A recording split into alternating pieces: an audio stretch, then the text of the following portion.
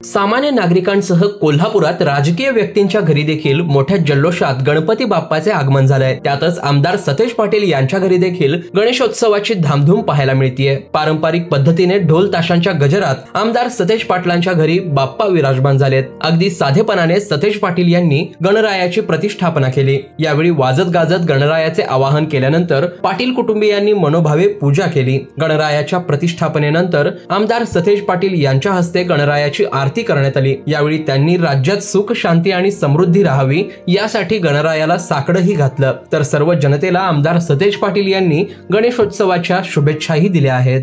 नमस्कार। गणेशोत्सवाच्या सर्वांना मनापासून शुभेच्छा।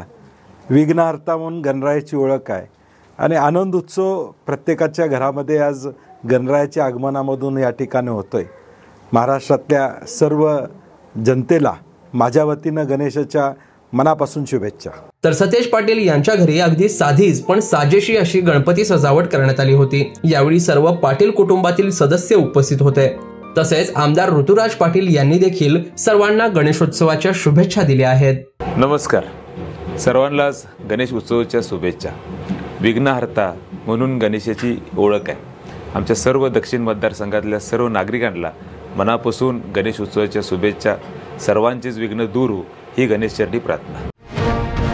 अशाच ताज्या अपडेटसाठी महासत्ता न्यूजला सबस्क्राइब करा।